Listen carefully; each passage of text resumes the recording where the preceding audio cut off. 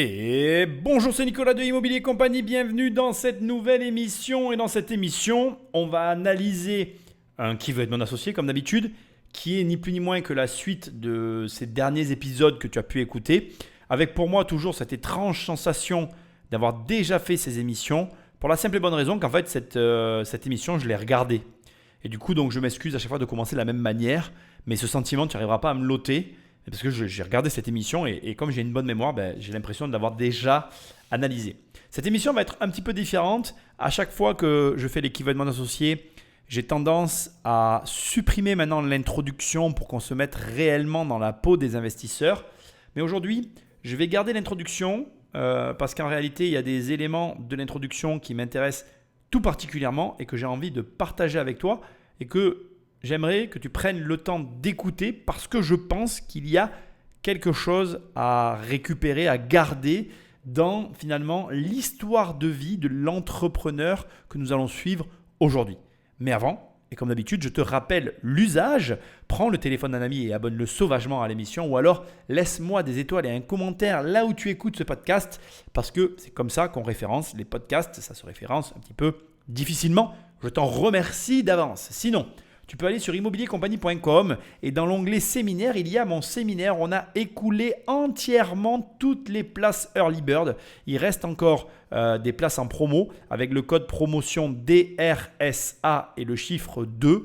Chaque lettre sont les premières lettres de mon livre « Devenir riche sans argent » que tu peux trouver d'ailleurs sur Amazon et sur mon site internet. Je ne suis pas inquiet, tu vas le trouver. Et bref, tu peux encore réserver tes places, mais on a déjà tout écoulé donc je t'invite à réellement prendre ta place parce qu'à un moment donné, je te dirai qu'on est complet et là, il n'y aura plus rien à récupérer. Bref, voilà, tu sais ce que tu as à savoir. C'est sur le site immobiliercompagnie.com dans l'onglet séminaire et bien évidemment, il y a des coachings, des formations, des livres et tout ça, tu le verras sur le site. Sans plus de transition, on attaque avec finalement l'histoire de vie de l'entrepreneur pour laquelle j'ai pas mal d'éléments, enfin j'ai un élément en tout cas que j'aimerais creuser avec toi, Patrick Magnéto. Je m'appelle Jean-Gabriel Young, je viens de près d'Aix-en-Provence, du village de Saint-Cana. Je propose des visites immersives en direct avec drone et masque connecté. On peut voir exactement ce que voit le drone à travers le masque connecté.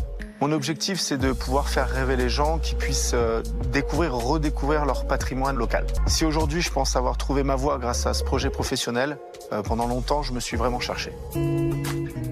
J'ai travaillé pour les pompes funèbres où j'ai été porteur et j'étais chauffeur-livreur. J'ai travaillé aussi dans tout ce qui est BTP. J'ai été aussi longtemps informaticien. J'ai cette capacité-là, en fait, à m'adapter à tout métier. Et là, je me suis rendu compte que c'est bien de pouvoir toucher à tout, mais pour véritablement être professionnel, il faut aller au bout de son apprentissage. C'est ce que je pense être en train de faire avec mon projet aujourd'hui. Mais pour me lancer dans l'entreprise, évidemment, il a fallu beaucoup de sacrifices. Aujourd'hui, je suis au RSA, je suis dans un HLM. Parce que je ne peux pas me payer aussi aujourd'hui, j'ai le soutien de ma famille, de mes proches, pour pouvoir tenir. Coucou Mia, papa il va bientôt passer devant les investisseurs. Donc tu penses à moi ? Moi aussi tu me manques ma chérie. Merci ma chérie, t'es adorable, merci.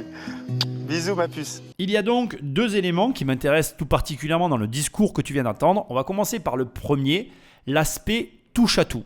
Donc en fait, on se rend compte que notre entrepreneur aujourd'hui, il a un certain âge et que finalement, il a dans sa vie eu une carrière diversifiée que certains pourront qualifier, on va dire, de peu conventionnelle. Parfois même, on pourra aller jusqu'à dire, enfin certains iront jusqu'à dire que ça n'est pas bénéfique pour la personne. D'ailleurs, il le sous-entend lui-même. Il dit que pour être professionnel, il faut aller au bout de la démarche. Sous-entendu que s'il était resté toujours dans le même travail, il aurait été, entre grandes guillemets, peut-être plus professionnel. Et justement, je pense que, et c'est la raison pour laquelle je m'attarde sur cette introduction, il y a deux manières de voir la chose. Alors effectivement, je vais être d'accord avec toi et c'est ce que je prône moi-même. Je pense que plus tu travailles dans un domaine, plus tu te spécialises et plus tu pourras atteindre de hauts résultats. C'est une évidence, mais c'est très difficile, il faut être honnête. Et d'un autre côté, je pense que l'aspect touche à tout, je m'éparpille, c'est un désavantage dans la mesure où tu considères que c'en est un. Je pense très sincèrement que c'est très corrélé à la perception que tu en as toi-même. Autrement dit, si tu décides que c'est un avantage, ça en sera un. Si tu décides que c'est un désavantage, ça en sera un aussi. Donc, la décision t'appartient. Il faut comprendre que toucher à tout en fonction effectivement de ta carrière, de ce que tu vas faire, ça peut t'apporter énormément de choses si tu es capable d'en tirer parti, comme être strictement inutile si tu ne t'en sers absolument pas. Et en réalité, notre histoire nous façonne, mais pour moi, c'est notre capacité à aller chercher dans les ressources qu'on a constituées nous-mêmes, eh bien, des éléments qui nous seront utiles au présent et qui ne restent pas finalement dans notre mémoire bien à prendre la poussière, pour pousser l'exemple. Autrement dit, ta capacité à relier les points, je pense que tu connais cette expression, est essentielle, surtout dans les profils, on va dire comme ça, multi-usages qui vont avoir eu une carrière diversifiée. Et donc, je prends le temps de te parler de ça. Pourquoi ? Parce que je vois des fois des gens qui me disent « Oui, mais moi, je n'ai pas eu un travail fixe, je ne suis pas stable dans mon travail, etc. » Et finalement, c'est mon sentiment personnel d'ailleurs que je veux te partager, mais c'est plus la personne dans sa présentation et dans son interprétation de la situation qui rend la chose négative que ce que personnellement j'aurais pu apposer là-dessus. Donc arrête de voir ça de façon négative d'ailleurs ou positive, fais en sorte simplement d'en tirer parti et tout ira très bien. Ce qui m'amène au deuxième point qui m'intéresse encore plus. Il dit « Je suis au RSA, je n'ai pas les moyens de me payer ». Ça, c'est une réalité qui touche énormément d'entrepreneurs. D'ailleurs, je tiens à te dire qu'entrepreneur, ça veut dire ne pas forcément tout le temps avoir le même revenu. Ça veut dire accepter des difficultés auxquelles tu vas devoir faire face. Ça veut dire être capable de t'adapter. Et ça veut dire aussi être capable de se dire « je fais quelque chose qui ne marche pas, je change ». Alors, on va voir dans le pitch, la proposition, le type d'entreprise qu'il vient présenter, si oui ou non ce qu'il fait, ça a un intérêt ou pas. Mais comme je te le dis depuis des années maintenant dans ces émissions, il vaut mieux rester entrepreneur et pivoter, donc partir dans une autre activité, que ne plus jamais être entrepreneur parce qu'on s'est obstiné à rester toujours sur le même format. Il y a une nuance entre la détermination et l'obstination. Tu dois être déterminé, mais tu ne dois jamais, au grand jamais, être obstiné. La subtilité, soit on va la découvrir dans cette émission, soit on n'en parlera pas, mais dans tous les cas, moi j'aimerais que tu notes que 1, tu n'es pas obligé d'avoir des revenus stables en tant qu'entrepreneur, et 2, oui, tu peux avoir des moments de galère, mais soit bien tu changes ton activité ou le fondement même de ta boîte, enfin, tu te réadaptes, c'est ce qu'on appelle aussi la résilience, soit tu ne veux rien entendre, tu continues toujours dans la même direction et tu en payeras le prix, mais pas celui que tu imagines, pas le bon prix. Tu as compris. Allez, Patrick, on continue. Bonjour. Bonjour. Bonjour, madame. Bonjour. Très heureux d'être ici. Je m'appelle Jean-Gabriel Young. Je viens d'un village qui s'appelle Saint-Cana, près d'Aix et Marseille. J'ai développé le premier service de voyage touristique en direct avec des drones et des masques connectés. Et je suis là pour vous proposer d'intégrer notre capital à hauteur de 15% pour un montant de 100 000 euros. Je suis un passionné de nouvelles technologies. Et lorsque j'étais enfant, j'avais tendance quand je rêvais, à voler. Et lorsque la passion du drone est entrée dans ma vie, j'ai vraiment eu envie de la partager avec tous. Et c'est ainsi que le Drone Tour est né. Grâce à la confiance de l'Office de tourisme et des congrès de Marseille, on a pu tester et démarrer le projet de Drone Tour en 2018. Et Souffle un coup. ouais, je crois qu'il faut que je souffle un petit peu. Détends, reprends-la là. Je vais faire un footing, je reviens. Fais un petit tour et reviens. En plus, le fusil est sympa, donc c'est comme si, voilà, cool. Oui, c'est un nouveau service touristique qui est ouvert à tous de 7 à 77 ans. On a la possibilité de faire voler des personnes handicapées, des personnes âgées, mais c'est pas l'axe principal. C'est pour vous expliquer que vraiment l'accessibilité, c'est très important dans ce projet. Tout le monde peut voler. Voilà, tout le monde peut voler, c'est ouvert à tous. En 2021, j'ai réalisé seul un chiffre d'affaires de 43 000 euros. Et 2022 2022, 15 000 euros. Mais 15 000 euros parce que je me suis bien rendu compte que l'activité nécessitait d'avoir de l'investissement. Et donc je me suis focusé sur la création d'équipe, la construction d'un projet R&D. Mais je pense qu'on en parlera après. C'est l'objectif à moyen terme. Bon, c'est pas bon. Alors pourquoi c'est pas bon ? D'abord parce qu'il demande 100 000 euros pour 15% de la société. On est à plus d'1 million de valo sur la boîte. Derrière, bien évidemment, tu sais ce que je vais tout de suite te dire, 43 000 euros de chiffre d'affaires, puis 15 000 euros de chiffre d'affaires. Waouh, c'est chaud. En réalité, d'ailleurs, Eric a réagi immédiatement.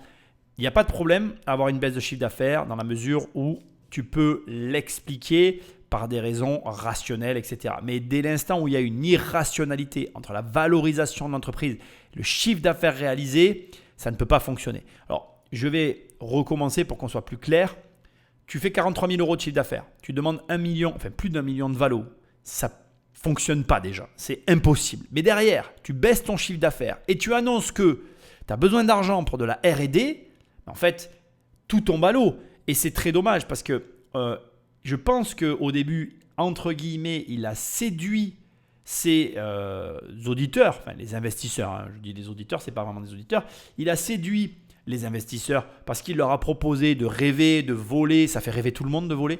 Bref, peu importe. En plus, il dit on peut faire voler des handicapés, on peut faire voler tout un type de personnes. Donc, on comprend qu'il y a un large marché. Donc, on voit d'un côté un potentiel immense et derrière, la traduction de la réalité économique à la réalité des chiffres, elle ne se fait pas.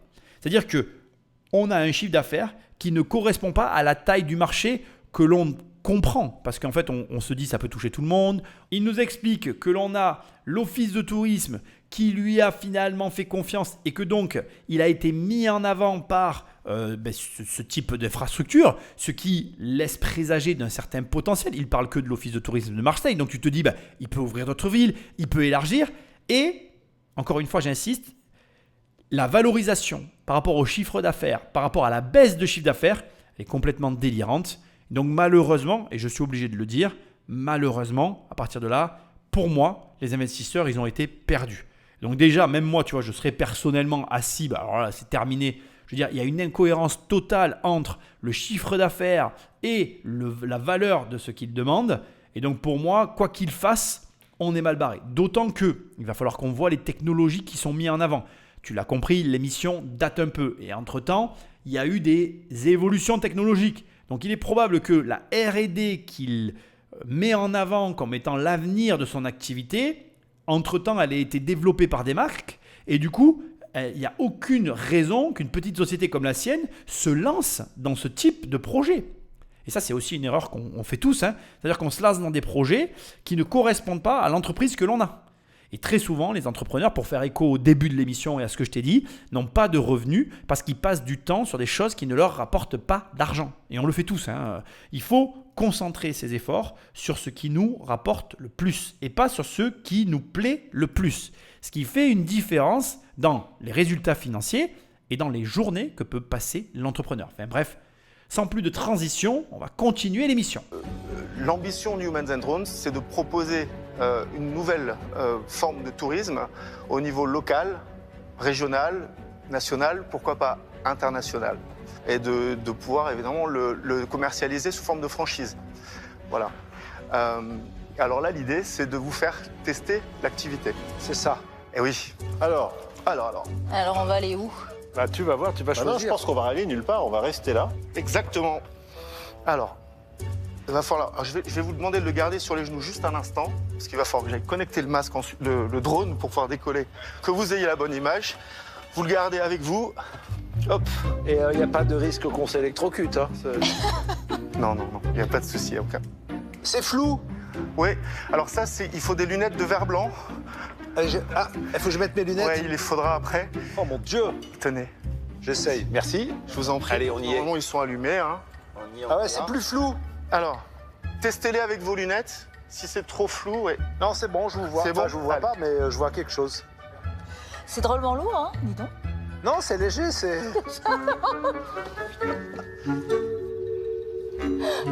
Donc là c'est très grave. Quand Marc et Delphine partent en fou rire, C'est lourd. Vous pouvez pas lancer le truc? Allez, ok. Il y a écrit disconnected là-haut. Hein. En haut à gauche, ouais. En haut à gauche. Bon, ça, c'est pas normal du tout. Ah bon? Non. Ah, c'est déjà un bon début. je sens qu'il va être long ce cas. Putain.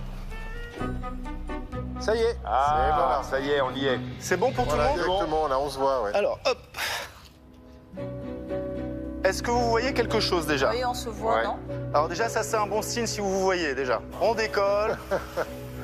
Alors, donc évidemment, en situation, on demande en général aux gens de se serrer la main parce qu'on est un peu en inversé, donc vous allez voir, c'est...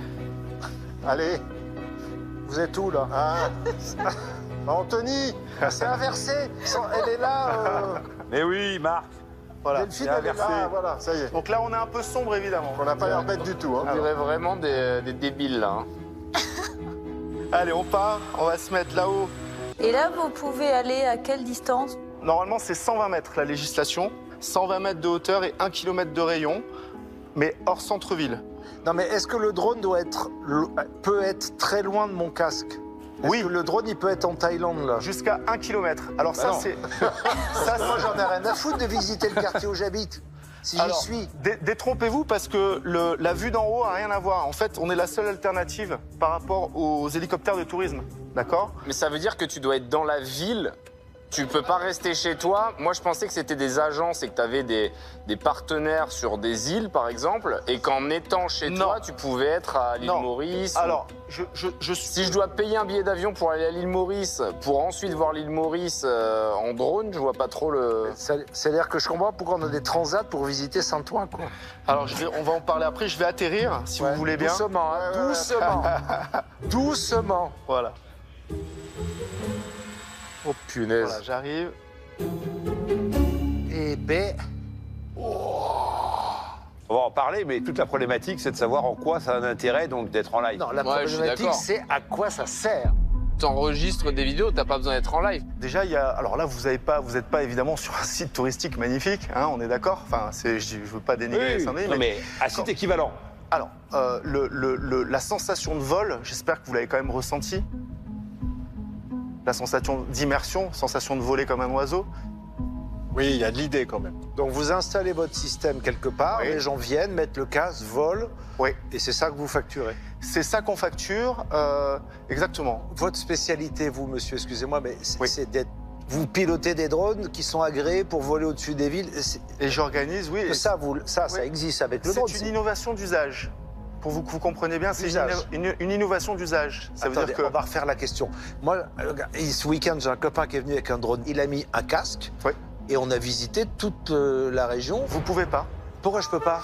parce qu'il faut des Tu autorisations. n'as pas le droit normalement de faire voler ton Mais j'étais drone. dans la campagne. Ah, mais oui, mais vous êtes dans la campagne, mais c'est pas la même chose. Tu peux pas le faire à Paris, quoi. Vous pouvez, vous, à titre personnel, pour acheter un casque, un drone, décoller dans votre jardin. Donc la technologie, elle existe, vous l'avez achetée toute faite. Tout à fait, Et vous avez juste, parce que vous êtes un expert du drone, c'est ça. vous avez l'autorisation de faire voler des drones au-dessus des villes. Oui, et puis C'est tout. j'ai C'est multiplié... un service, ouais. C'est un service événementiel. Exactement. Bon, alors je vais être très clair avec toi. Je t'ai fait une grosse coupure dans ce passage où en fait chacun donne un peu son avis. Bon, il fait sa petite visite en l'air. Et déjà, je trouve que même en ayant beaucoup coupé, c'est déjà très long. Donc je m'en excuse. Bon, résumons la situation. On a vraiment un sujet intéressant ici. On a d'un côté donc notre plateau d'investisseurs qui vient de tester le produit. Et on a de l'autre côté notre entrepreneur. Et c'est marrant parce que ça peut arriver, hein, il faut le savoir. L'entrepreneur est convaincu, les investisseurs ne le sont pas du tout. Et ça va au-delà de tout ce que tu peux imaginer, puisque carrément, tu l'entends et tu le vois. Marc Simoncini se demande même à quoi ça sert au final. Parce qu'il dit, moi j'ai un copain qui a un drone à la maison, on l'a fait. Alors il lui répond, il n'avait pas le droit. La législation ne l'autorisait pas à faire ce qu'il a fait. Mais le problème est entier. C'est-à-dire que ce n'est qu'une question d'autorisation. Alors, pour autant, ce n'est pas parce que on n'est pas convaincu de l'usage qu'usage il n'y a pas. Je vais te faire un parallèle hasardeux, je te le concède, mais que j'aimerais que tu gardes dans un coin de ta tête. Il faut quand même savoir que quand Apple sort l'Apple Watch, ils ne savent pas vraiment à quoi ça va servir. Et c'est marrant de voir que petit à petit, l'Apple Watch s'est dirigé et devenu un produit de santé par excellence. Parce que le pouls, le sport, etc. Et aujourd'hui, tout le monde a une Apple Watch parce que ce qu'elle propose comme service au quotidien par rapport à ta santé, fait que les gens ont une Apple Watch. Alors ils vont te dire, ça mesure mon pouls, ça me donne des indications sur le sommeil, enfin chacun son usage, peu importe d'ailleurs. Je ne vais pas rentrer dans ce débat-là. Moi par exemple, je ne suis pas fan de l'Apple Watch, mais beaucoup de gens ont une Apple Watch, à commencer par Marc Simoncini. Et il faut savoir que quand ils ont sorti l'Apple Watch, ils ne savaient pas eux-mêmes à quoi ça servait. L'usage est arrivé par la Switch. La Switch. Bon, lapsus non révélateur d'ailleurs pour le coup. Autre produit que Apple vient de lancer récemment et qui correspond exactement en tout point à un produit similaire, c'est d'ailleurs marrant parce qu'ils ont des lunettes 3D pour justement voir la caméra du drone, c'est les lunettes de Apple. Apple, je ne sais même plus comment ça s'appelle d'ailleurs, tu vois, ont sorti ces lunettes. Bon, tout le monde a été un petit peu dubitatif, le prix est assez élevé de ces fameuses lunettes, mais la réalité c'est qu'aujourd'hui on ne sait pas encore à quoi ça sert. Et au moment où je te parle, c'est un peu retombé comme un soufflet, c'est-à-dire qu'il y a eu beaucoup de bruit à la sortie parce qu'ils ont communiqué, ils ont envoyé les lunettes et puis elles sont interdites et puis non et puis oui et puis il y a un décalage, enfin bref, peu importe. Aujourd'hui on n'en parle plus comme on en a parlé au moment de leur sortie. Donc ce que j'essaye de te dire, c'est que le fait que le produit ou le service n'ait pas encore d'usage réel n'est pas en soi un problème. Sauf que pour le coup, je suis d'accord avec les investisseurs. Donc je t'ai fait tout ce laïus parce que ça peut ne pas être grave, mais ça peut aussi l'être. Et pour moi, je suis d'accord avec eux. Je ne vois pas vraiment à quoi ça sert. D'autant que, comme le dit Marc Simoncini, je ne vois pas l'intérêt dans la mesure où tu ne proposes pas un service où je suis assis ici et je vois les images de tel autre pays. Bon, ce que je veux dire, c'est que ça peut avoir un intérêt dans la mesure où tu vas voir des images dans un pays où tu n'es pas.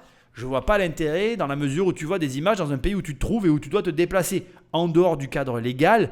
Mais bon, je suis désolé de te le dire, le cadre légal, ils n'arrivent déjà pas à appliquer toutes les lois en France. Est-ce qu'ils ont les moyens d'appliquer la loi de contrôle des drones en sachant qu'un drone, au-delà de 120 mètres, tu ne le vois plus dans le ciel. Il faut savoir que tous les drones DJI vont à 500 mètres d'altitude. Tu fous ton drone à 300 mètres, il n'y a personne qui le voit, c'est à peine si tu l'entends. Donc, je veux dire, je ne suis pas en train de te dire de rentrer dans l'illégalité, je suis simplement en train de te dire que ce n'est pas aussi simple que de scander l'argument réglementaire. En réalité, c'est pas... Voilà, je partage leur avis, je ne vois pas l'usage. Donc là, ça nous emmène où ? Déjà, il y a un élément qui est intéressant. Unanimement, ils auraient aimé pouvoir voir les images d'autres pays. Donc déjà, si l'entrepreneur a la bonne oreille, il peut se dire « Ah tiens, on vient de me dire des choses unanimement. » Donc l'ensemble, on dit « Ah ouais, est-ce que je ne peux pas voir l'île Maurice en étant ici ?»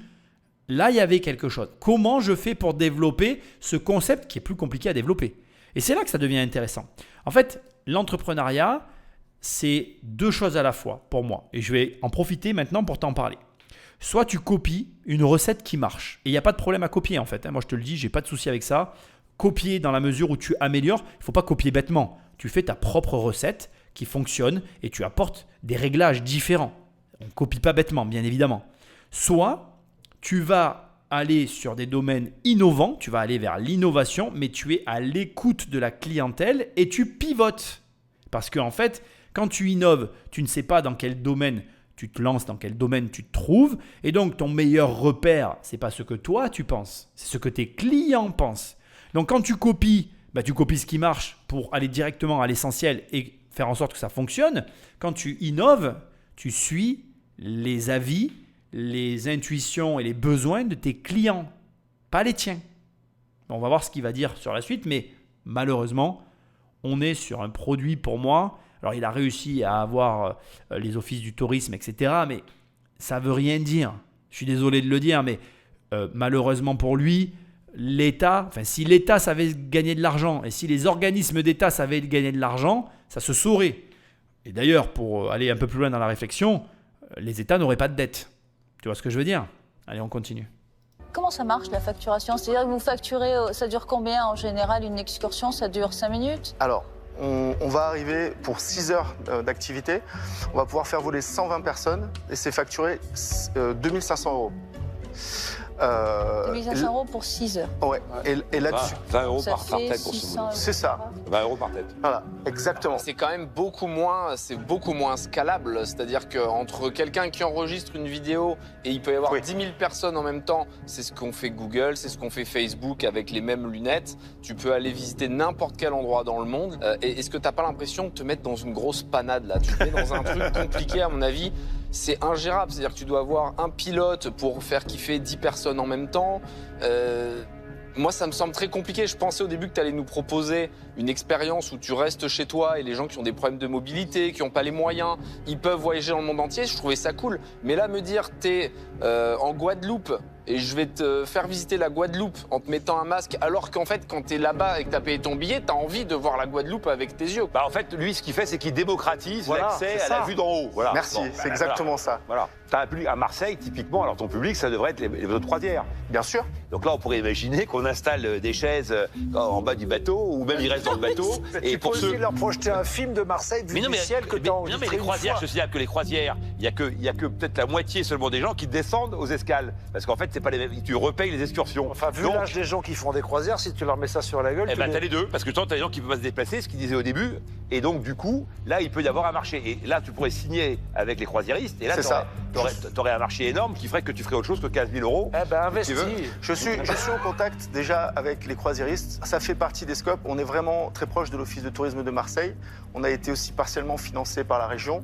Voilà. Après, il y a beaucoup d'opportunités. Maintenant, il faut se fixer sur effectivement les marchés qui sont les plus prometteurs dans un premier temps. Mais c'est ce que je veux faire. C'est l'objectif. C'est marrant parce qu'il y a clairement une opposition entre d'un côté la scalabilité de l'activité qui est l'obsession des investisseurs qu'on ressent vraiment très fortement au travers d'Anthony Bourbon et de Marc Simoncini. On va avoir Delphine là qui est au milieu, mi-figue, mi-raisin, qui à mon avis n'est absolument pas convaincue par le projet, mais qui en même temps, bon, elle se dit, ouais voilà, c'est original, tu vois. Bon, Éric Larchevêque, il n'a pas pité un mot. Pour l'instant, je redoute le moment où il va ouvrir la bouche. Je sens que ça va être une guillotine qui va tomber et découper l'argumentaire de notre jeune entrepreneur. Et de l'autre côté, on a quand même, et j'apprécie la démarche de Jean-Pierre qui y voit, pas une opportunité, mais qui voit en tout cas un marché. Mais toujours pareil, c'est intéressant de voir que finalement on est conditionné par notre histoire. Jean-Pierre, il a été dans tout ce qui est événements, voyages, etc. Donc il connaît bien, je pense qu'il connaît très très bien même ce qui fonctionne, ce qui ne fonctionne pas. Tu vois, il sait que chez les croisiéristes, il y a effectivement énormément de gens qui restent dans le bateau aux escales parce qu'en fait c'est un coût supplémentaire et que tout le monde ne veut pas assumer ce coût-là. Et donc c'est vraiment assez amusant et intéressant de voir finalement cet affrontement entre les univers et puis aussi une déception. Parce qu'après, quand tu arrives comme ça pour financer un projet, je vais dire que oui, tu projettes dans ta tête, tu fantasmes un petit peu des axes sur lesquels toi tu serais allé. Et puis tu as un entrepreneur qui te pitch et il n'a absolument pas fait ce que tu aurais fait. Et tu vois le potentiel de certaines idées par rapport à d'autres, la scalabilité. Et moi, je m'en rends compte depuis que j'ai compris ces concepts-là, à quel point c'est important et à quel point ça crée une différence dans les entreprises. Alors pour rappel, si jamais tu te demandes ce que c'est que la scalabilité, moi je vais te la présenter d'une manière qui va être la suivante. Tout simplement, en fait, une société scalable, quand tu te réveilles le matin, tu accumules les clients. Ça veut dire que, par exemple, au premier jour, tu as 2 clients. Eh bien, le lendemain, tu fais 1 client, tu en as 3. Puis le surlendemain, tu refais 2 clients, tu en as 5. Et tu additionnes comme ça les clients que tu conserves. Et en fait, chaque jour que tu te réveilles, tu rajoutes une petite pierre à l'édifice et tu récupères le bénéfice de ce que tu as construit depuis le premier jour. Alors que toutes les autres entreprises qui ne sont pas scalables, chaque jour tu te réveilles, tu repars de zéro. Alors tu comprends très bien que sur le moyen terme, pour ne pas dire le court terme, en fait l'écart se creuse de façon inconsidérée. Et puis sur le long terme, ça fait carrément des gouffres énormes entre les entreprises scalables et les autres entreprises. C'est-à-dire qu'une entreprise scalable, elle va générer du cash, elle va générer de l'activité, de la possibilité de réinvestissement. Enfin bref, C'est vraiment une manière de penser et il y a beaucoup d'entrepreneurs qui ne l'ont pas et je pense que tu devrais l'avoir. Et je suis d'accord avec Anthony Bourbon pour plein de raisons que je ne peux pas évoquer ici, mais clairement, il gagnerait plus d'argent à créer une chaîne YouTube et à diffuser des vidéos qu'il tourne qu'une fois et qu'il propose sous forme peut-être libre de droit sur Internet plutôt que comme là, d'attendre des clients, de se mettre à un endroit et voilà, d'être dépendant du nombre de gens en espérant qu'il ait le nombre qu'il faut, qu'il prenne le forfait, qu'il soit rentable. Enfin, bref, il se déplace, il vient avec son matériel. C'est improbable quoi. Sur une technologie pour laquelle, comme l'a dit Marc, tout le monde y a accès. Et au final, quand tu sais que notamment, je prends le cas de la France, tu n'as pas de gens qui sont là pour vérifier si tout le monde respecte bien les lois aériennes, parce qu'il faudrait qu'il y ait des gens partout pour le vérifier. Et en plus, tu ne le sais peut-être pas, mais les drones, quand tu les fais décoller aux abords de pistes de décollage, ils sont bloqués parce qu'ils te disent là, il y a un aéroport, tu ne peux pas voler. Et là, tu as une restriction, tu ne peux pas y aller. Donc en fait, la technologie fait le gendarme pour toi. Bon, tu peux la déverrouiller, mais bon, il faut savoir le faire. Bref. Voilà, tu vois, alors pour peu que tu saches un peu comment ça marche, pour peu que tu connaisses un peu le business, enfin tu vois que on est face finalement à un bateau qui prend l'eau de tous les côtés et où malheureusement la stratégie de départ n'est pas, à mon sens, la bonne. Alors après, il n'y a pas de jugement de ma part, c'est le choix qu'il a fait. Malheureusement, il est dans un coup par coup, c'est-à-dire qu'il est dans une optique d'entreprise où chaque nouveau client est un nouveau client et donc chaque matin qu'il se réveille, il doit aller trouver un nouveau client et il perd les clients de la veille. Bon, pour un investisseur, c'est pas rassurant. En plus, il a un chiffre d'affaires qui est en baisse et qui n'est pas en hausse.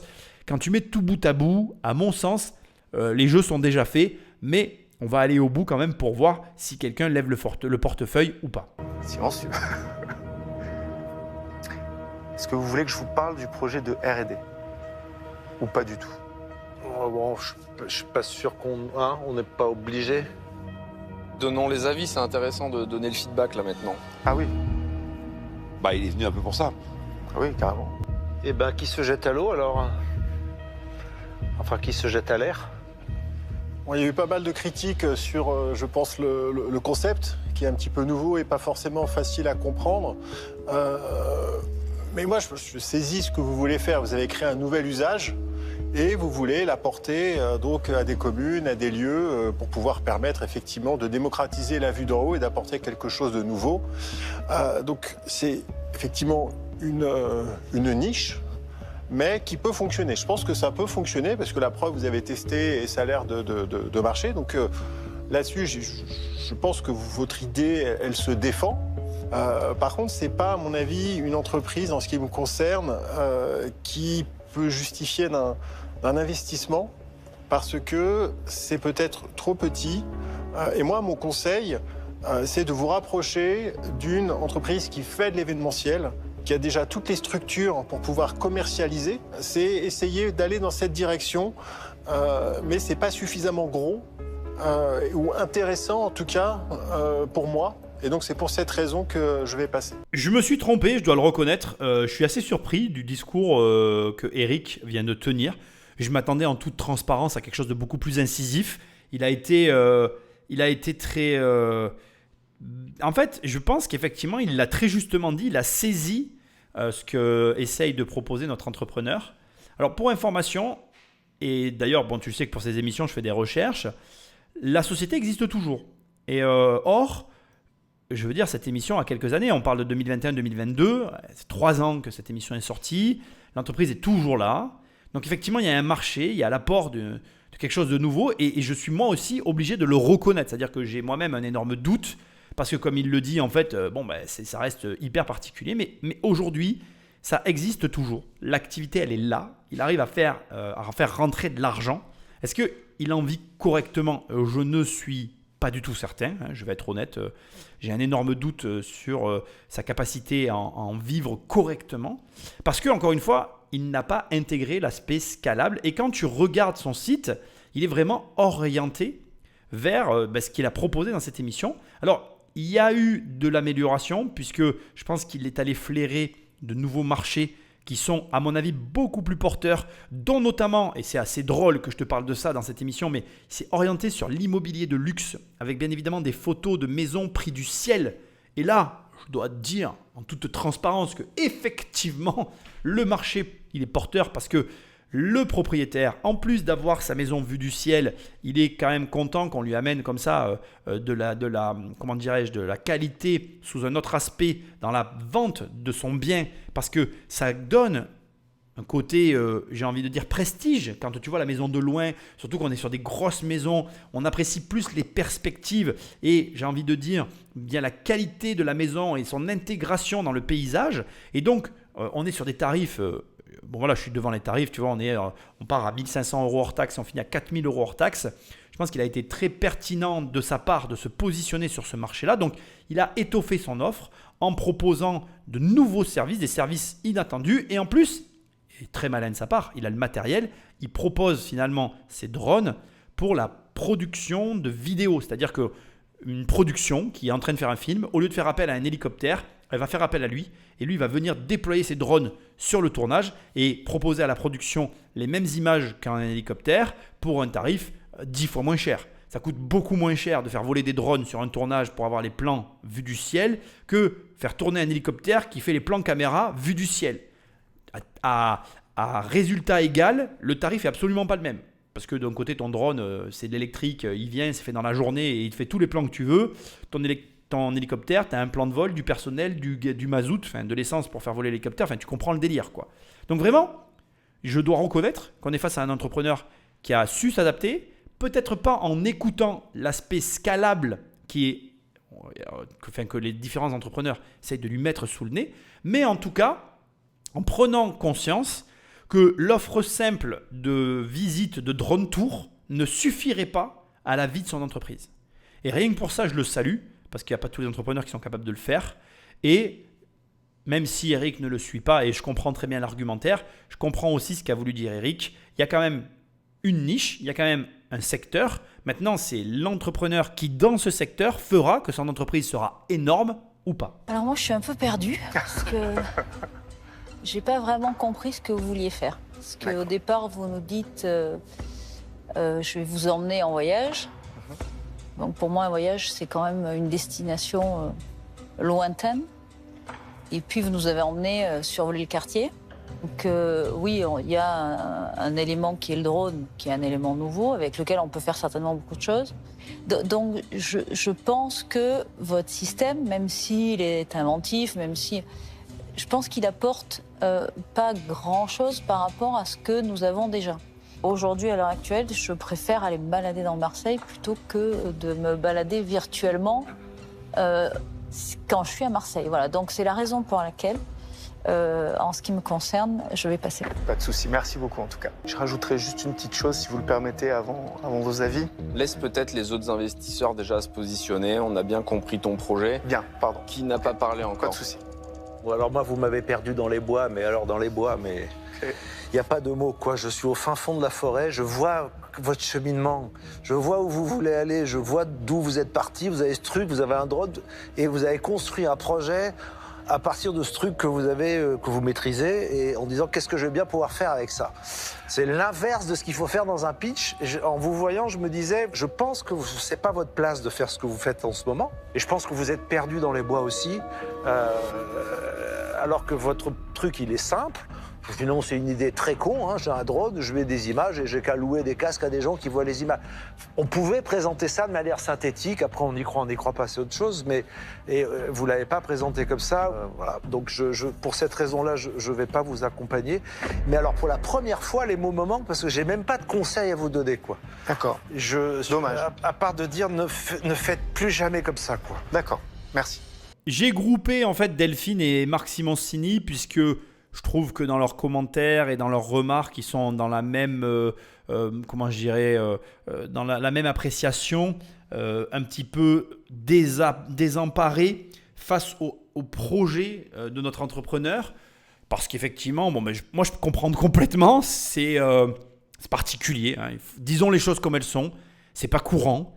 Et comme le dit Marc, en fait, il a construit le projet à l'envers. On sent que c'est un gars qui a été passionné par le dronisme, les drones, etc.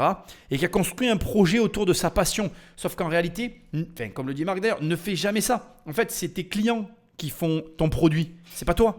C'est malheureux parce qu'on a envie d'être le créateur. Et puis, Je pense qu'on est bercé d'illusions et que le système capitaliste, ou plutôt, je devrais dire Hollywood et la télévision, nous font croire que ça marche comme ça. On a l'impression qu'on a quelqu'un dans son garage qui a créé un produit et là, paf, ça a été l'épiphanie. Tout le monde s'est retrouvé. Ah, le produit, je le veux. Non, c'est pas comme ça que ça marche. En fait, il y a un usage. L'usage doit être validé par le marché. C'est pour ça que je te répète tout le temps que c'est le marché qui a toujours raison. Et quand c'est validé par le marché, à partir de là, on peut avancer dans le développement et commencer à gagner de l'argent, etc. etc. Or, là, il a fait totalement l'inverse. Il a simplement, je pense, suivi son instinct vis-à-vis, je dirais, d'un produit qui l'enjaille complètement. Et il a créé son entreprise autour de tout ça. Mais le malheur, pour moi en tout cas, c'est que ça marche pas comme ça, comme l'a dit Marc, quoi. Et donc tu te retrouves avec une Delphine qui a été complètement perdue parce qu'elle s'est raccrochée. Et ça te montre à quel point, dans la vie de tous les jours, indépendamment de ces émissions que je fais, un pitch, ta présentation est importante. Elle a repris ses mots du départ. Elle lui a dit, moi vous m'avez dit qu'on allait voyager et en fait vous m'avez montré le quartier. Et c'est fou parce que c'est exactement ce qui lui est arrivé. Et je pense qu'il n'a pas du tout aimé, et je pense d'ailleurs que personne n'aurait aimé la remarque qu'a fait Delphine, parce que ça peut paraître très terre à terre. Et à contrario, je pense que ce n'est pas sa volonté. Il a vraiment envie d'aider les gens et d'apporter quelque chose. Sauf que ce que tu dis, et donc ce que tu présentes comme étant un produit, c'est ce que les gens attendent de toi. C'est-à-dire que si je te dis, voilà, tiens, je t'offre le premier stylo qui va te permettre d'écrire parfaitement bien parce que tu es assisté par intelligence artificielle. Si tu commences à écrire mal, tu auras l'impression que je t'ai menti. Et en fait, le problème ne vient pas ni du produit, peu importe. Le premier problème vient de la présentation que j'ai fait. Si je t'annonce quelque chose et que ce que je t'annonce, tu ne le retrouves pas dans ce que je te propose, tu auras la sensation de t'être fait flouer. C'est encore pire si tu avais payé. Parce que là encore, il y a un pitch, personne n'a rien payé. Mais si demain je te vends quelque chose et que la chose vendue en question n'offre en rien la promesse de départ, tu vas demander un remboursement, tu ne vas pas être content. Et en fait, l'entrepreneur sera surpris, mais il n'y a pas de surprise à avoir. En fait, tu n'as pas respecté ce que tu as dit. Donc voilà, soyez très vigilants quand vous faites quelque chose, de respecter à minima les engagements que vous prenez et de faire en sorte que ce que vous faites va plaire à votre audience. Et faites les choses pour votre audience. Allez, je te tease un peu parce que c'est comme ça. Mon prochain livre qui va sortir, c'est un livre que j'ai écrit par rapport à mon audience. C'est parce que j'ai remarqué quelque chose et que j'ai voulu répondre à une problématique que j'ai observée dans mon audience que j'ai écrit ce livre. Et je vais même aller plus loin que ça. La méthode, ce que tu trouves dans le livre, c'est même pas ce que moi j'aurais fait pour moi-même parce que c'est pas ce vers quoi je tends. Mais c'est ce vers quoi tendent les personnes qui m'écoutent. Donc moi, mon rôle, c'est pas de faire ce que j'ai envie, c'est de faire ce que toi tu veux en fait. Moi, je ne suis que là pour proposer ce que les personnes ont envie de trouver. Et donc, comme j'ai la connaissance et la capacité à te fournir la réponse, je te donne ce que tu as besoin, c'est tout. Même si ça ne me plaît pas en fait. La question n'est pas est-ce que ça me plaît ou pas. La question, c'est est-ce que je suis capable de répondre aux besoins du client ? Oui ou non ? C'est pas plus compliqué en général, l'entrepreneuriat. Il faut que tu le prennes de manière positive. C'est positif, ce qu'on est en train de te dire parce que c'est pas méchant. Ça se voit que t'es un bon mec, t'es passionné, mais là, Jean-Gabriel, tu t'es mis dans une galère. Et c'est aussi notre rôle de te préserver, de te donner un avis, de te donner un retour pour te faire pivoter, pour te faire réfléchir. Parce qu'on sait que ça va être compliqué. Le business model, tu vois, sur le papier, il tient pas et tu pars dans tous les sens. D'accord. La conclusion, c'est que je vais pas t'accompagner parce que je pense que tu vois, t'es en train de te perdre et c'est dommage parce que t'es un bon mec et que tu vaux mieux que ça. Et c'est normal de faire plein d'erreurs. Donc on n'est pas en train de te dire que tu vas jamais réussir. On est en train de te dire que là, tu vas te prendre une grosse tôle et qu'autant tu vois, que tu évites de perdre du temps, quoi. Merci beaucoup en tout cas. Écoute, pour compléter ce qui a été dit, moi je pense qu'on a pris le problème à l'envers parce que tu l'as présenté donc dans le mauvais sens. C'est-à-dire que dès le départ, en fait, tu es parti sur une surpromesse où on devait rêver, voir des sites magnifiques et on s'est retrouvé donc à survoler des hangars. Là, en fait, ta démonstration était complètement loupée. Pour l'instant, en fait, ton concept n'est pas clair dans ta tête, ni effectivement donc, dans sa réalité. Et donc, tu ne peux pas, évidemment, nous expliquer clairement un truc qui est déjà compliqué dans ton esprit. Et donc, moi, je ne vais pas y aller pour toutes ces raisons. Je pense que malgré tout, je rejoins ce que disait Eric, tu as peut-être une chance d'y arriver. Voilà, parce que je suis pas forcément d'accord avec les autres sur le fait que ce business est condamné. Voilà, et donc t'as pas inventé donc un modèle très nouveau. T'apportes juste une expérience de 20 minutes qui peut être sympathique à 15 €. Voilà. Ok. Merci en tout cas. Merci infiniment. Merci de vos conseils. Merci 1000 fois. Bon courage. Bon falloir. Et comme dirait Anthony, croyez en vous. Merci bien. En fait, c'est compliqué parce que en réalité, on est face à quelqu'un qui, comme ils le disent très bien, ne sait pas lui-même où il en est. Et il avait en plus un projet de R&D, je suis obligé de le placer parce qu'ils ne l'ont pas laissé en parler. Mais en fait, il ne voulait pas en parler parce que Jean-Pierre a très bien résumé la situation. Il parle de voyage et on finit avec une vue sur des hangars. Et l'expérience, elle ne vaut pas plus de 15 balles pour 20 minutes. Et le problème, c'est un vrai problème, ce qui vient d'être mis là sur le tapis, c'est qu'en fait, quand tu as des clients qui n'estiment pas la valeur du service que tu rends à la hauteur du prix que tu proposes, tu auras énormément de mal à développer ta boîte. Et c'est marrant parce que tout à l'heure, je t'ai dit qu'il avait très bien fait de se réorienter dans la prise de vue de maisons de luxe et de production de cinéma. Parce que bizarrement, et c'est drôle, tu vois, regarde, comme quoi un marché peut ne pas être perçu de la même manière. Pour le mec qui vient de se taper un voyage, il n'a pas envie de se coller un masque sur les yeux pour voir du ciel, un paysage. Et c'est logique. Comme l'a très bien dit Delphine, comme le dit Jean-Pierre et comme le dit aussi Anthony et tous les autres, la vérité c'est que moi je me suis déplacé, j'ai envie de le voir avec mes yeux, le monument, etc. Tant pis si je ne vois pas les images du ciel. Il devrait proposer un service encore une fois en ligne de vidéos que lui il tourne, il les propose gratuitement en ligne, il prend la pub YouTube et il s'en sortira très bien. Il récupérera plus de 15 balles parce que comme l'a dit Anthony, tu as plus de chances d'avoir 100 000 personnes qui vont vouloir voir le Sphinx vu du ciel que ce que tu as de chance d'arriver à faire voler 100 000 personnes au-dessus du Sphinx en étant assis à côté et en attendant les 100 000 personnes. Tu comprends ce que je veux dire? Donc il faut remettre toujours les choses en perspective et parfois, l'idée que tu crois être la bonne, elle est la bonne sous un autre format. Mais là où c'est intéressant, c'est que son service, il n'a peut-être pas de valeur pour le particulier, mais encore une fois, pour l'hélicoptère que tu dois faire voler pour une prise de cinéma, son service à 5 000 balles, il a du sens. Et comme quoi, un prix, ça veut tout dire et rien dire, et c'est toujours dépendant de comment dirais-je, de avec quoi tu le mets en perspective, de quelle prestation se retrouve en face. Et c'est marrant parce qu'encore une fois, tu comprends très bien que dans la scène d'action de cinéma, le drone, c'est le meilleur choix, même à 5 000 € hors taxe, parce qu'après, c'est l'hélicoptère et du coup, ça coûtera forcément 50 000 € et un 0 en moins sur une production, c'est toujours agréable. Et de la même manière, entre 3 000 balles à 15 assis à regarder du ciel avec un seul drone et 3 000 balles dans un billet d'avion pour aller sur le site, tu préféreras aller sur le site avec ton billet d'avion. Donc, ça montre encore une fois que tu dois agir avec stratégie et en réfléchissant bien à qu'est-ce que tu vas faire, comment tu vas le proposer, pourquoi tu le proposes, pourquoi tu te positionnes sur tel marché. Bref, entreprendre, ce n'est pas aussi facile que ce qu'on veut bien te le faire croire. Et c'est la raison d'ailleurs pour laquelle ça m'énerve autant quand on commence à critiquer les riches. Parce que si c'était si facile de devenir riche, eh bien tout le monde le ferait. Si c'était si facile de capter tout l'argent du monde, bien tout le monde le capterait. La vérité, c'est que c'est compliqué. Et on le voit bien là. Créer une entreprise, c'est pas facile. Il n'y a que ceux qui n'essayent pas qui n'y arrivent pas. Et il faut le recommencer plusieurs fois avant d'atteindre le bon résultat. C'est pas donné à tout le monde. Un point, c'est tout. Et on en a l'exemple clair devant les yeux. Alors tu peux me dire tout ce que tu as envie. Moi, au final, je veux quand même que tu entendes qu'il est toujours là. Son site est toujours existant. Je ne sais pas où il en est depuis toutes ces années. En tout cas, il a su se réinventer. Il a su proposer de nouveaux services. Des services très intelligents qui mettent en perspective son prix et qui, à mon avis, lui permettent de vivre aujourd'hui s'il est toujours dans cette activité. Et au demeurant, tu auras écouté une émission intéressante à mon sens, dans le sens où, ça fait beaucoup de répétitions, excuse-moi, tu ne dois pas faire les erreurs qu'il a faites, notamment partir de ta passion et construire un service autour.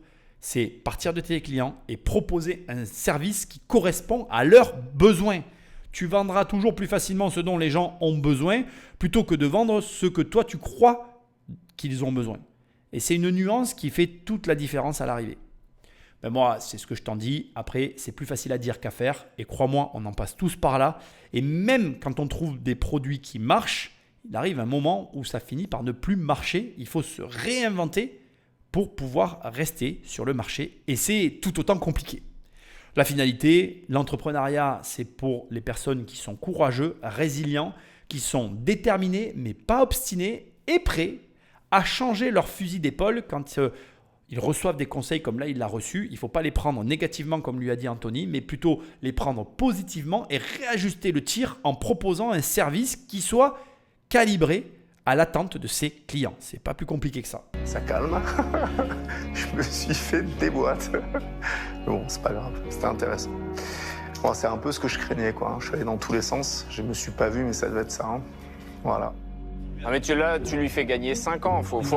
Un drone qui décolle, il y a des câbles partout, alors que son téléphone peut voyager où tu veux. Avec Google, ça te prend 5 minutes. Là, le mec a 12 câbles, 5 casques à 1000 € pièce, et il te dit qu'il va te montrer 20 mètres plus haut ce que tu peux voir en marchant en 5 minutes. Enfin, il faut lui dire, tu vois, c'est... Ouais, je sais pas, Voilà, mais bon. je pense qu'il est pas clair dans sa tête, mais par contre, je pense que son idée, il y a quelque chose. Je pense qu'il y a... Non, mais voir le monde du ciel, donc c'est un fantasme très répandu.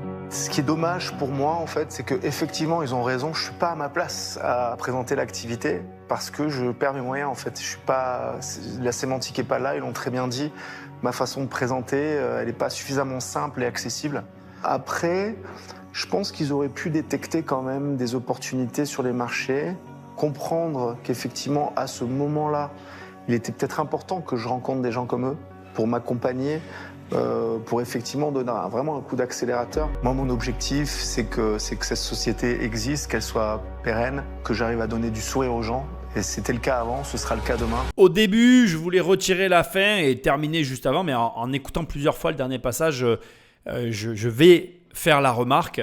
Je pense que Jean-Gabriel, comme beaucoup d'entrepreneurs, il ne comprend pas qu'un investisseur, il n'est pas là pour t'accompagner en fait. Et j'aimerais que tu comprennes que c'est pareil avec ta banque. Ta banque, elle n'est pas là pour t'accompagner. Il y a beaucoup de gens qui reprochent à leur banquier, par exemple, de ne pas les aider quand ça ne va pas. Et le banquier, il n'est pas là pour t'aider quand ça ne va pas. C'est fou, hein. Je sais que ce n'est pas ce que tu as envie d'entendre. Alors oui, la banque peut faire le tampon, elle peut comprendre certaines situations, mais la réalité, c'est que c'est pareil pour l'investisseur comme pour la banque. La réalité, c'est que c'est toi qui vas te débrouiller tout seul, hein. Le banquier va permettre peut-être de faire passer une transition, un moment difficile. L'investisseur sera la même chose, va être là pour essayer de t'orienter, te dire peut-être qu'en faisant comme ça, tu vas pouvoir obtenir ce résultat. Mais la réalité, c'est que l'accompagnement, tu ne l'auras pas. Si tu veux de l'accompagnement, il va falloir payer. Il va falloir prendre des coachings. Il va falloir prendre quelqu'un qui va être là pour t'accompagner. Ça n'est pas le même métier. C'est pas parce qu'un investisseur a réussi, c'est pas parce que par exemple Éric Larchevêque a fait des milliards ou des millions avec Ledger qu'il va être un bon coach. Ça n'a rien à voir. Il a été un bon entrepreneur pour lui-même. Je ne veux pas remettre à mal ou en cause la capacité que peut avoir Éric Larchevêque à accompagner qui que ce soit. Je ne le sais pas, je ne le connais pas et je me garderai bien d'avoir un avis. Mais j'essaye de te faire passer simplement un message qui consiste à te dire que si tu veux de l'accompagnement, va chercher des gens qui font des accompagnements comme moi. Moi, j'accompagne les investisseurs immobiliers, les gens à investir leur argent dans des domaines spécifiques. C'est ce que je fais, parce que je le fais aussi pour moi. Est-ce que ça fait de moi un bon coach ? J'espère qu'au fil des années, j'ai quand même appris de mes erreurs, parce qu'au début, je le reconnais bien volontiers, je pense que j'étais moins bon accompagnant que maintenant. J'ai tiré enseignement de certains petits détails que j'ai pu observer chez chacun de mes élèves. Mais ce que j'essaye de te dire, c'est que tu ne peux pas attendre d'un entrepreneur à succès qu'il soit un bon coach et tu ne peux pas attendre d'un bon coach qu'il soit un entrepreneur à succès. C'est une erreur que l'on fait tous. Alors bien évidemment, c'est mieux quand tu arrives à trouver quelqu'un qui fait les deux. Et il y en a, heureusement. Mais ce n'est pas le plus courant. Il faut l'entendre et le comprendre. Et là, ce qui me dérange, tu vois, c'est qu'il attendait un accompagnement alors que, honnêtement, ce n'est pas du tout le travail d'aucun des entrepreneurs que tu peux voir ou que tu peux entendre dans les « Qui veut être mon associé ?» Donc, sois au clair dans tes attentes vis-à-vis des différentes personnes que tu rencontres, sois au clair dans tes intentions et sois aussi au clair avec toi-même sur le fait que si tu veux de l'accompagnement, il y a de grandes chances que tu le payes, surtout si tu veux de l'accompagnement de qualité. Et de la même manière que si tu veux de l'argent, il va falloir que tu sois capable de pitcher, de vendre le projet à tes partenaires pour arriver à lever de la dette. En sachant que lever de la dette, ça veut dire que tu vas devoir le rembourser. Il y a beaucoup de gens qui croient que c'est magique. C'est pas parce que tu arrives à avoir de l'argent à Qui veut être mon associé que ton entreprise elle va marcher. C'est pas parce que tu vas être avec Marc Simoncini que ça va marcher. Oui, ces gens-là ont des notions de ce qui fonctionne et ils vont mettre en place des choses dans ton business qui vont faire que ça va accélérer. Ça aussi, je veux pas que tu crois que je n'en ai pas conscience. Je suis pas idiot. Mais ce que j'essaye de te dire, c'est que Jean-Gabriel a un problème, on va dire, de concentration à la fois dans son élocution, mais aussi dans son business, qui ne peut pas être réglé par des investisseurs. Et à l'opposé de ça, le fait que son business ne soit pas scalable, oui, ça peut être réglé par ces mêmes investisseurs. Mais ce sont deux choses différentes. Et je voulais absolument te le dire. Et je pense que tu l'as compris. Bref, laisse-moi des commentaires et des étoiles là où tu m'écoutes parce que tu sais que c'est ce qui m'aide le mieux. Ou alors, prends le téléphone d'un ami et abonne-le sauvagement à cette émission. Sinon, tu vas sur immobiliercompagnie.com, dans l'onglet livres, il y a mes livres, dans l'onglet formation, il y a mes formations. Et dans l'onglet séminaire, il y a mon séminaire le 11 octobre. Prends tes places parce qu'on a écoulé complètement les early bird. On est dans la deuxième rangée de places. Donc, tu tapes DRSA, devenir riche sans argent, donc les premières lettres avec le chiffre 2. Et tu auras encore un prix sur les places. Mais les prix augmentent et à la fin, il y aura les dernières places au prix normal. Donc, il ne faudra pas me dire soit que tu veux un tarif parce que je ne pourrai plus t'en faire, soit que tu veux des places parce que s'il n'y en a plus aussi, tu ne pourras plus en avoir. C'est logique, si on a fait à guichet fermé, il n'y aura plus de place. Donc, c'est encore disponible. C'est sur immobiliercompagnie.com. Dans l'onglet séminaire, il y a des places pour rencontrer justement des gens qui ont réussi à vivre de leurs investissements. Ils seront tous le 11 octobre à Montpellier, à Planète Océan. Il faudra venir avec la place réservée parce qu'on a les noms et prénoms des personnes qui s'installent. Ne te présente pas sans les papiers, ça ne fonctionnera pas. Merci d'avoir été présent et je te dis à très bientôt dans une prochaine émission. Salut!